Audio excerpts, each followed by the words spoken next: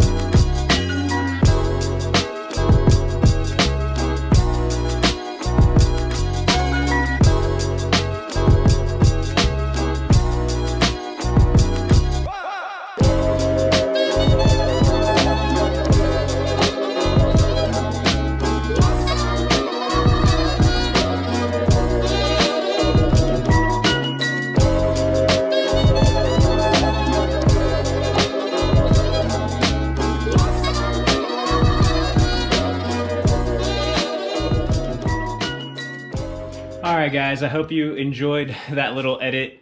I'm kind of trying to practice getting a little better at like cinematic stuff, although it's kind of hard on a GoPro because it's really hard to hold the camera steady. But anyway, so let's kind of go over all the stuff that this engine came with.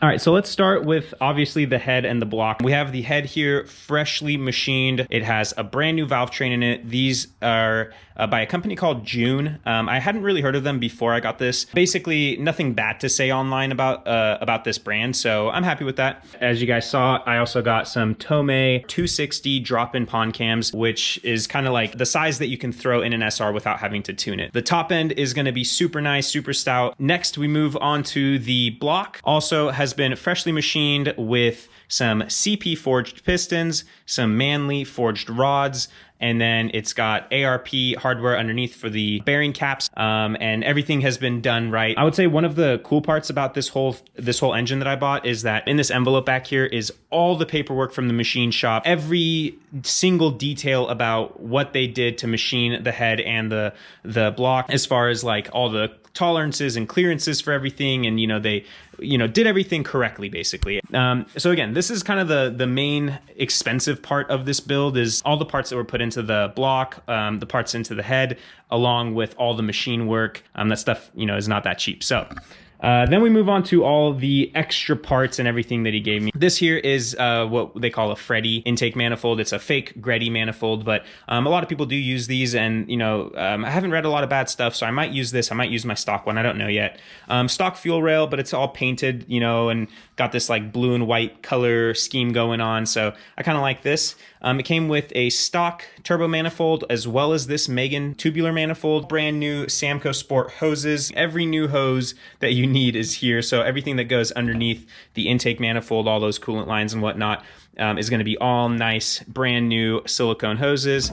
I got a fresh Cosworth head gasket, exhaust and intake manifold gaskets here. It also came with this 6-puck clutch. So this is not a super common brand. You guys might know it. I don't know. I've heard of them before, but it's called Tennessee Clutch and Supply. I have read about them on different Facebook groups and whatnot, so they're not like an eBay brand, but brand new 6-puck with a pressure plate and a light and flywheel. If you guys remember, I actually have a spec 6-puck clutch in mine, so I'm probably gonna get rid of this clutch. It's brand new. I'm sure it's worth a few $100 at least, so that'll help make back some of the money. Let's see, you got a fuel pressure regulator here, Greddy, pulleys, brand new water pump, a fresh oil pan, and a baffled lower pan, which is pretty cool. A baffled pan essentially has these little baffles in it like this, and what it does is your oil pickup tube kind of sits right here. This little baffled area allows oil to kind of stay right here, so even when you're drifting and the car is going side to side, your oil can't really slosh out of the area where the pickup tube is.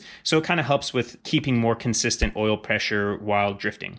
This back here is a brand new timing chain kit, so new guides, new timing chain tensioner. He also gave me basically all his old SR stuff. So I have the stock head, I have like with the valve cover and everything. I do have a separate block as well. I have a bunch of extra parts like another alternator, starter, oil pumps. I got, extra stock cams. I basically have enough stock parts to reassemble a whole nother SR. I don't really plan on doing that. So that to me is all parts that I could potentially sell and make some of my money back. Because again, this was like kind of the most that I've spent on my drift car other than buying the drift car. So it was a pretty big purchase for me, but I think it's gonna be worth it. I really think this engine should hold up and get me some quality seat time that I've been dying to get this last year. So, all right, and then on to the turbo situation. So this is my old turbo. This is a S15 Spec R dual ball bearing turbo. It's a pretty cool turbo. We thought that my turbo was blown or maybe the seals were going out because of how much the engine was smoking at the event.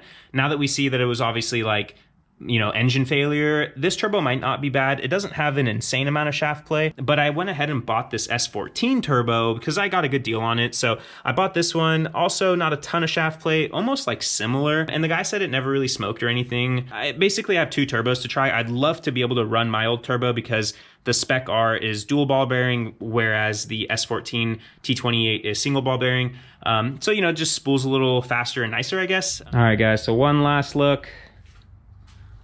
There's obviously more parts that I could not fit on the table, but all like the stock stuff that I'm probably getting, rid of. So, but I'm so excited, man. Look how pretty this looks. If you guys think this is a beautiful display of shiny, fresh parts, block, head, beautifulness, give this video a thumbs up.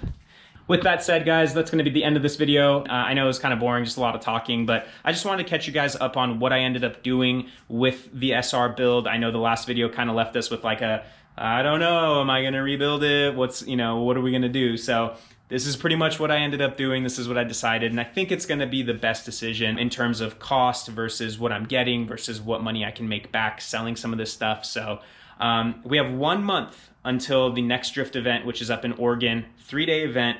I want to be prepared. I want my car to do well. I don't want to travel 6 hours away for 3 days and not have a car that's going to work right and allow me to have some awesome seat time with the friends. So I'm excited about this. This is going to be an awesome build. We got a lot of work to do putting everything together, getting the car ready, getting the chassis ready, and putting it all in. Give this video a thumbs up, leave a comment, let me know what you guys think about the purchase. Let me know what you guys think about the sweet shiny parts. Thank you guys so much for watching. If you have not subscribed yet, please hit the subscribe button, help me out, give this video a thumbs up. All right, I'll see you guys for the next one. Night.